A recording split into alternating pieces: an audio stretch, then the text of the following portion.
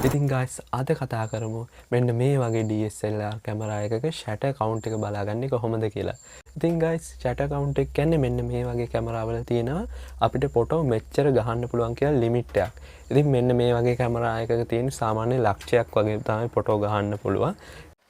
ඔයාලා මුලින්ම Google එකට ගිහින් shutter count කියලා search කරගන්න ඕනේ. ඊට පස්සේ ඔයාලට බලා ගන්න පුළුවන් පළවෙනිට වෙලා තිනවා camera shutter count කියලා. මෙන්න මේ වෙබ්සයිට් එකට යන්න ඕන ඔයාලා. ඊට පස්සේ ඔයාලට බලා ගන්න පුළුවන් යාළුවනේ. පහලින් ඔයාලට බලා ගන්න පුළුවන් මේ කොළ පාටින් පෙන්නලා තියෙන්නේ මේ වෙබ්සයිට් එකේ shutter count මේ camera ටිකෙන් බලන්න පුළුවන්. Canon, Nikon, Sony එතකොට Fujifilm වගේ කැමරා වල shutter count බලන්න පුළුවන්. ඉතින් ඊට පස්සේ ඔයාලට තියෙන්නේ මෙතෙන්ට අප්ලෝඩ් කරන්න image එක. යාළුවනේ අපි මුලින්ම කැමරා එකෙන් ගත්ත අවසාන ෆොටෝ එක තමයි මේකට අප්ලෝඩ් කරන්න ඕනේ. ඊට ගන්න පුළුවන් මේ විදිහට ටික වෙලාවක් ලෝඩ් වෙනවා.